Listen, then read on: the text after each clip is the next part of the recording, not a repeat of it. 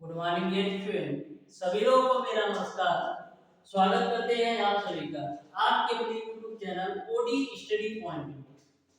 तो प्यारे दोस्तों, जैसा कि आपको पता है, आज आप लोगों के मापन चैप्टर की दूसरी क्लास है।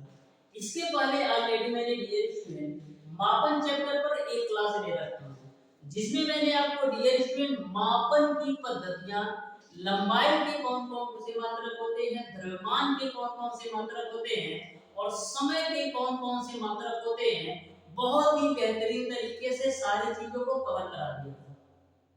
आज की क्लास में डियर स्टूडेंट हम लोग पढ़ने वाले हैं वर्नियर कैलिपर्स का अल्पतमान, सार्थक अंक और कोटिमान। प्रत्येक टॉपिक को डियर स्टूडेंट बहुत ही बेहतरीन तरीके से एग्जांपल के साथ आपको बताने वाला हूं, जिससे आपको सारे टॉपिक के कांसेप्ट अच्छी तरीके से समझ में आ सके। एक बात और बता दूं डियर स्टूडेंट, इस चैप्टर से आपके पॉलिटेक्निक अथवा आईआईटी एंट्रेंस एग्जाम में 2 से 3 क्वेश्चन 100% पूछा जाएगा, जिसमें एक क्वेश्चन आपका होता है वर्नियर कैलिपर्स के अल्पतमान पर आधारित न्यूमेरिकल, और जो दूसरा क्वेश्चन होता है डियर स्टूडेंट, या तो आपसे सार्थक अंक पूछेगा या तो कोटिमान, और तीसरा जो क्वेश्चन बनता है मैक्सिमम केस में वो आपका थ्योरेटिकल टाइप का क्वेश्चन होता है। तो बहुत ही बेहतरीन तरीके से सारे टॉपिक को कवर करने वाले हैं। आप ध्यान से प्रत्येक कॉन्सेप्ट को समझिएगा, जिससे आपको अच्छी तरीके से समझ में आ सके। तो स्टार्ट करते हैं डियर स्टूडेंट आज की क्लास। ध्यान से समझिए। सबसे पहले डियर स्टूडेंट हम लोग समझते हैं कि वर्नियर कैलिपर्स का अल्पतमान क्या होता है।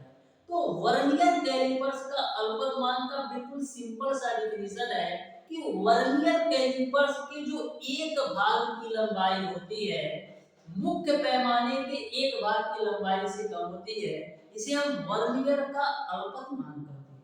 यानी कि वर्नियर कैलिपर्स की जो एक भाग की लंबाई होती है, मुख्य पैमाने के एक भाग की लंबाई से कम होती है, इसे हम वर्नियर का अल्पतमान कहते हैं।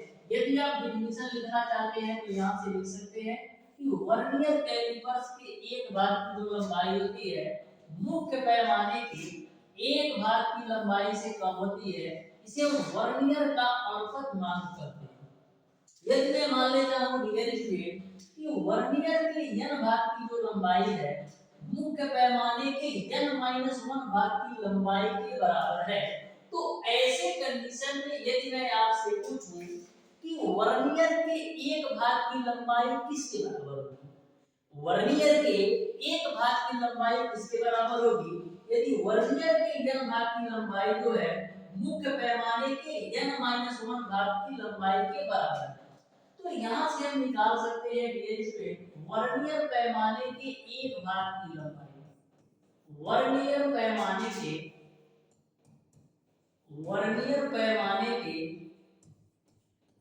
एक भाग की लंबाई, वर्नियर पैमाने के एक भाग की लंबाई।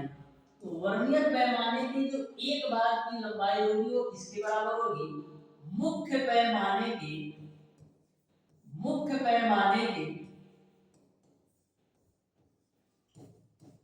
n-1 बटे n भाग के बराबर होगी। ऐसा इसलिए होगा डियर स्टूडेंट, जब हम वर्नियर के एक भाग की लंबाई निकालेंगे ना यहाँ से, तो जो आपका n लेफ्ट साइड में है वो राइट साइड में बट्टे के रूप में चला जाएगा, क्योंकि वर्नियर के n भाग की लंबाई मुख्य पैमाने के n-1 भाग के बराबर है। तो जब वर्नियर के केवल और केवल एक भाग की लंबाई निकालोगे, तो जो आपका लेफ्ट साइड में n है वो राइट साइड में बट्टे के रूप में चला जाएगा। तो इस तरीके से आपका वर्नियर पैमाने के एक भाग की लंबाई जो होगी, मुख्य पैमाने के n-1 बट्टे n भाग के बराबर होगी।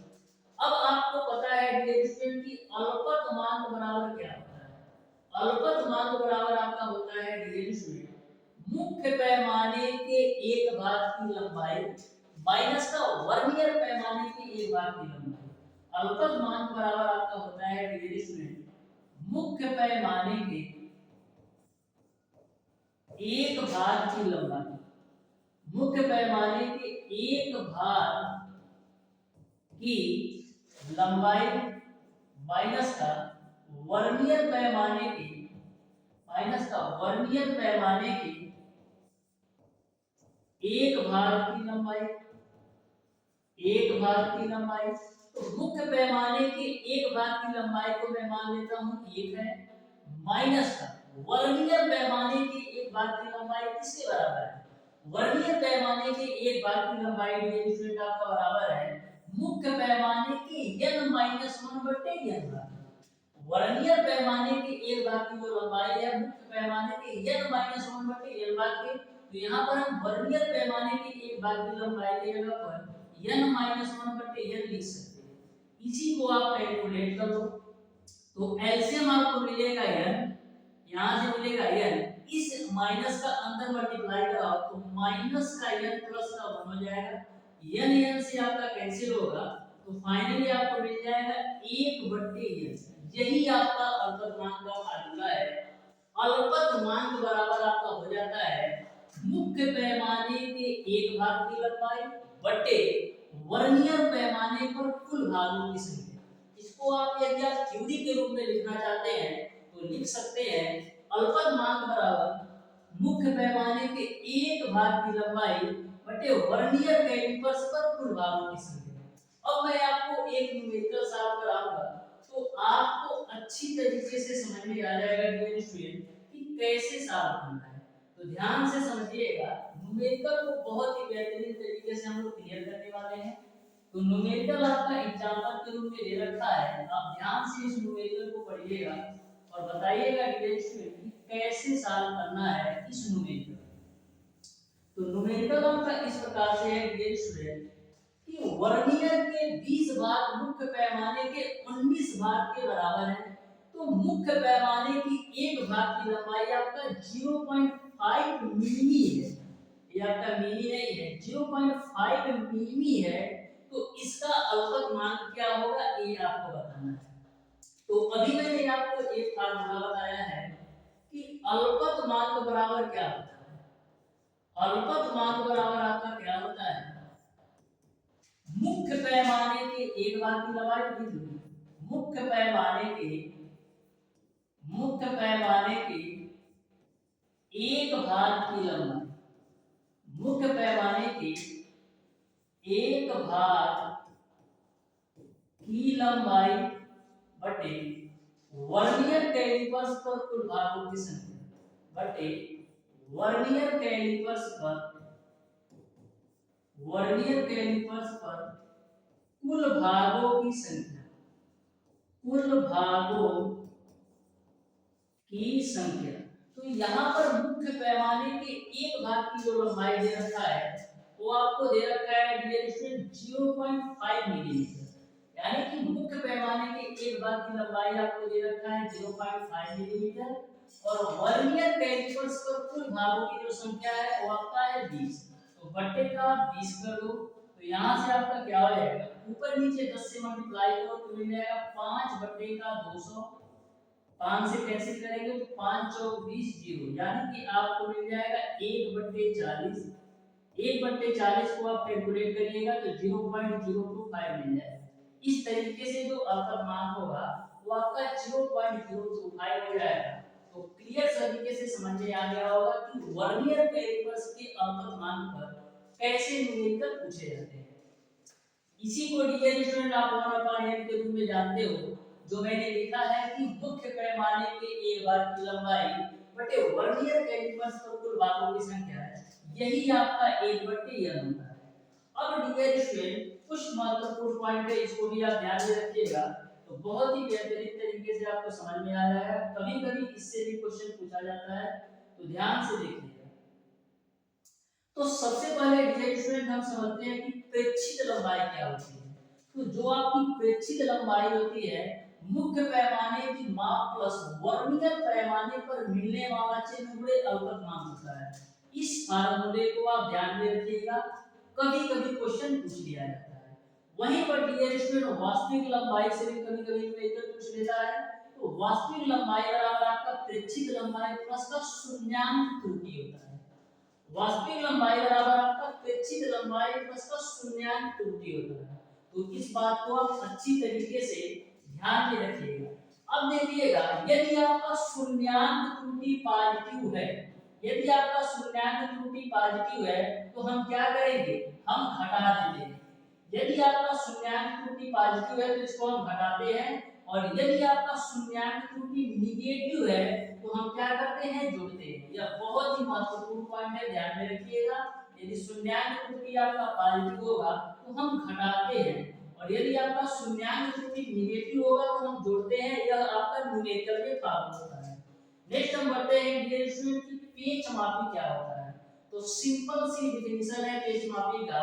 पेच मापी के माध्यम से डियर स्टूडेंट हम छोटी से छोटी लंबाई को मापते हैं।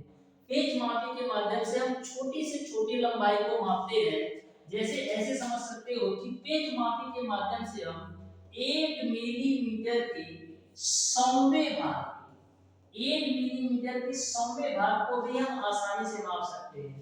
यह जो आपका पेन का नीडल है ये स्टूडेंट 1 मिलीमीटर भी नहीं होगा, लेकिन इसके 100वें भाग को भी हम आसानी से माप सकते हैं पेज मापी से। चूड़ी अंतराल क्या होता है, तो चूड़ी अंतराल का भी एक सिंपल सा कांसेप्ट ध्यान में रखिएगा। पेज मापी का अल्पतमांक जो होता है पेज का चूड़ी अंतराल बटे गोल पैमाने पर सभी भागों की संख्या। तो ये आपके 2-3 पॉइंट है, कभी-कभी क्वेश्चन पूछ लेता है, इसको भी आप ध्यान में रखिएगा। अब बढ़ते हैं हम डियर स्टूडेंट नेक्स्ट टॉपिक पर। तो ध्यान से देखिएगा नेक्स्ट टॉपिक को। नेक्स्ट टॉपिक आपका है डियर स्टूडेंट सार्थक अंक।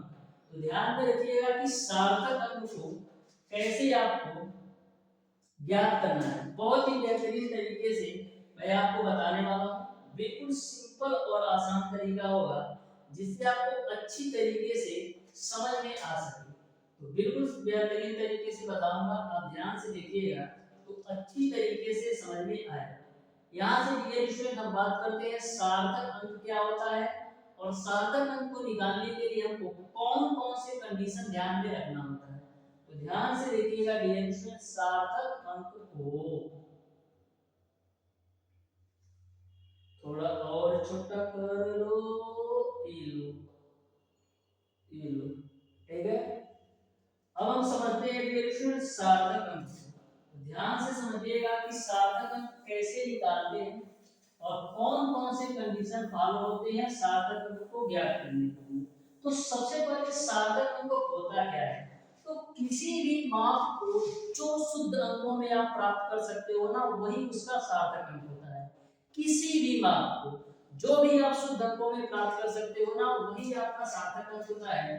जैसे हम लिखते 7.5, जैसे हम लिखते 7.5, तो 7.5 में जो सार्थक अंकों की संख्या हो जाएगी 2 हो जाएगी।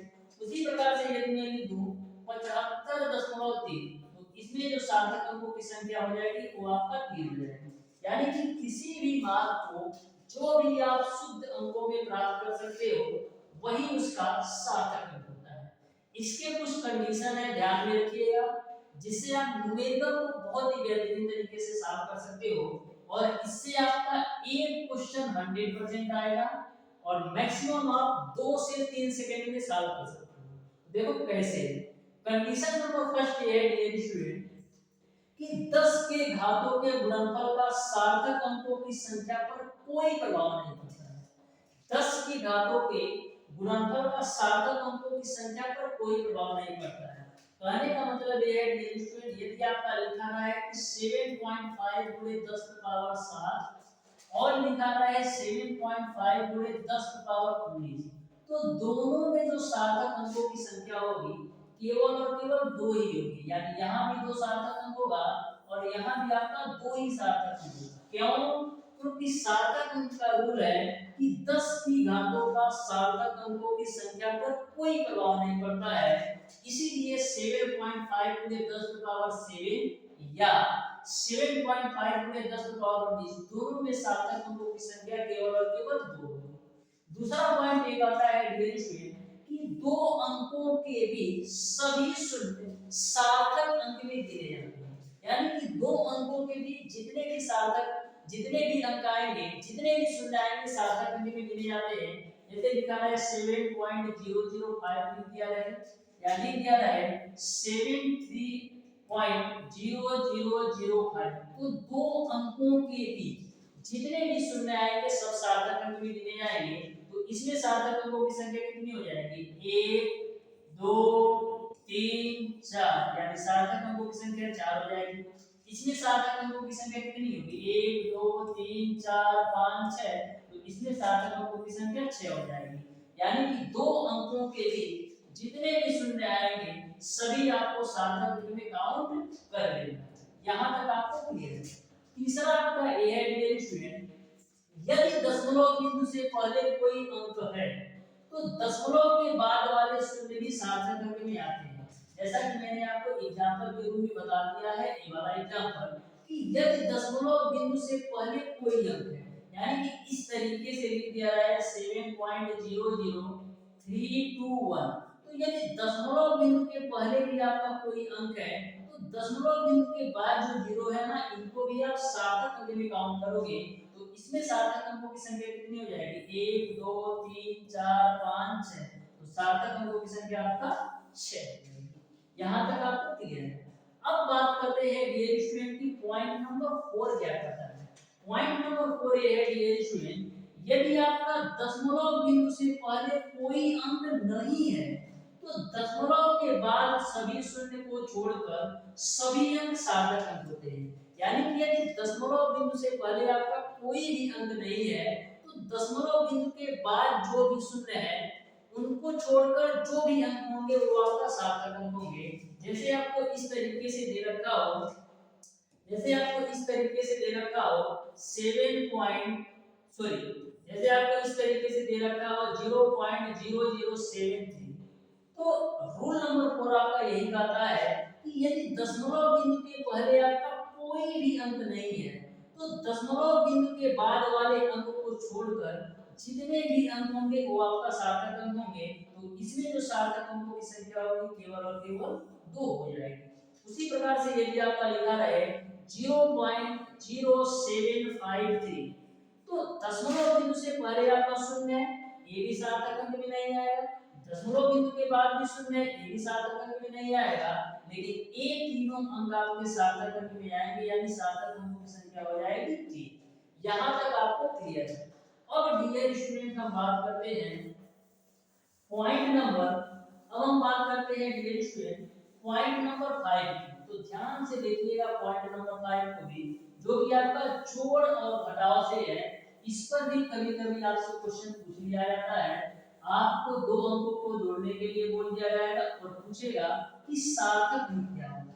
तो इसमें आपको सिंगल सा कंडीशन ध्यान में रखना है कि दशमलव बिंदु के बाद जिसमें सबसे कम अंक होंगे ना वही आपको लेना है। जैसा कि आप देख सकते हो कि जोड़ते अथवा घटाते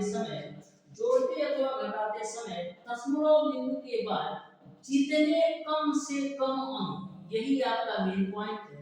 दशमलव बिंदु के बाद जितने कम से कम अंक होते हैं उन्हें हम सार्थक अंक ले लेते हैं। जैसे इस तरीके से आपको लिख दे रही है स्टूडेंट कि 7.324 है और 2.32 है, तो आपको इन दोनों को ऐड करके बताना है कि इसके ऐड का जो रिजल्ट होगा उसका सार्थक निकलेगा। तो सबसे पहले हम दोनों को ऐड कर लेते हैं। तो 7.324 है, इसमें आपको ऐड कर देना है 2.3, तो ऐड करो 4 होगा, 2 2 4 होगा, 3 3 6 होगा, 7 2 9, एक अंक पे 10। तो अब सार्थक अंकों की संख्या कितनी होगी? तो इसके अनुसार बोला है जितने कम से कम अंक होंगे, यानी कि दशमलव बिंदु के बाद जितने कम से कम अंक होंगे वही सार्थक अंक में लेना है। तो इन दोनों में किसमें आपका दशमलव बिंदु के बाद कम से कम अंक है, तो इन दोनों को आप ध्यान से देखिएगा। तो इसमें आपका सार्थक अंकों की संख्या दशमलव बिंदु के बाद कम है, यानी दशमलव बिंदु के बाद केवल 2 ही अंक है। तो यहाँ पर भी आपको दशमलव बिंदु के बाद केवल 2 ही अंक लेना है, यानी कि आपका यह 4 नहीं आएगा। तो रिजल्ट आपका केवल 9.64 होगा, यानी सार्थक अंकों की संख्या केवल और केवल 3 है। उसी प्रकार से एक एग्जांपल और देख लो। जैसे आपको दे रखा हो 8.645, इसमें से आपको घटा देना है 2.69, तो आप घटा दो पहले।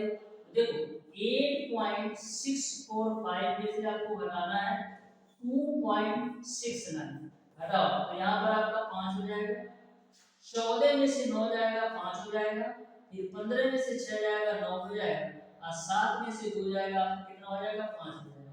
एक अंक पे दशमलव। अब देखो सार्थक अंक निकालते समय इन दोनों को देखना होगा कि दशमलव बिंदु के बाद किसमें कम से कम अंक है। तो इन दोनों में दशमलव बिंदु के बाद जो कम से कम अंक है वो आपका केवल और केवल 2 अंक है।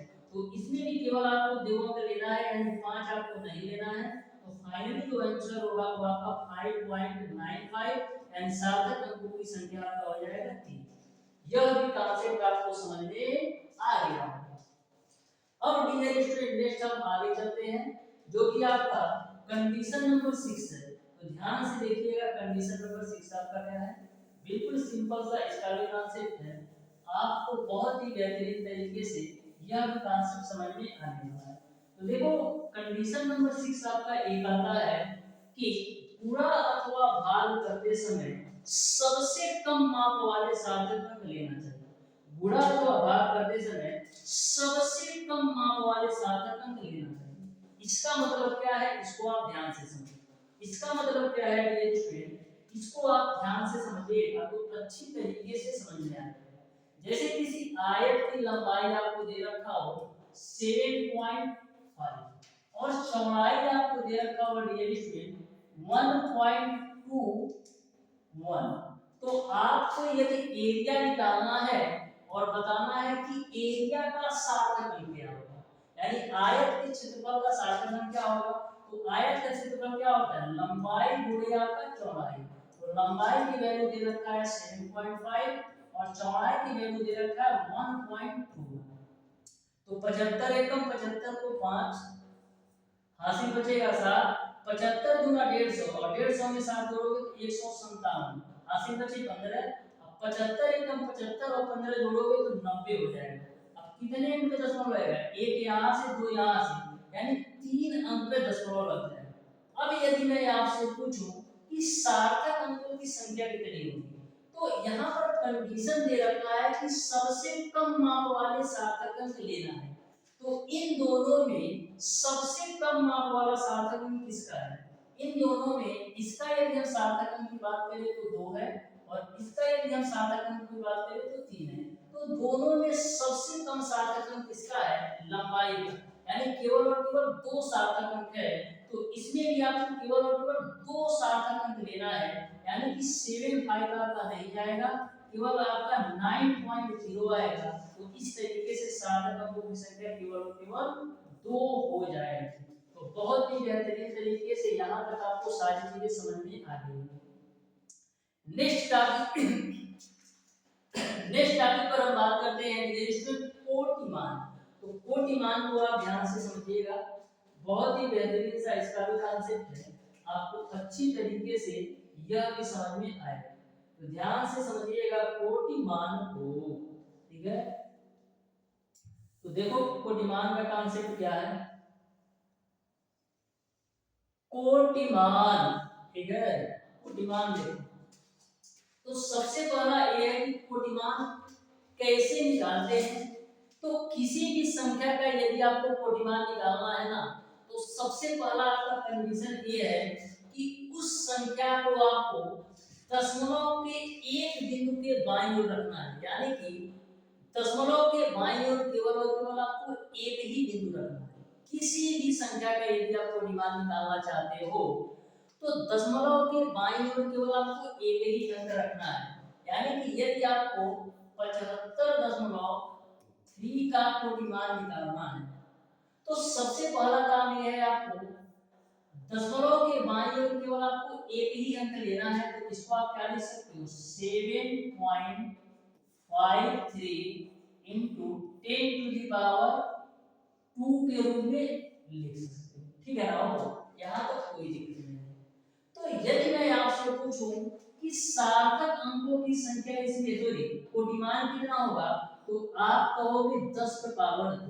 लेकिन इसमें भी एक शर्त है डियर स्टूडेंट, यदि आपका 7.5 3.16 से बड़ा होगा, यदि आपका 7.53 3.16 से बड़ा होगा तो आपका जो कोटिमान होगा पावर में एक ऐड हो जाएगा, यानी कि जो आपका कोटिमान होगा 10 पे पावर 3 होगा। और यदि दी गई संख्या 3.16 से बड़ी होगी तो घात में आपको एक जोड़ करके कोटिमान बताना है।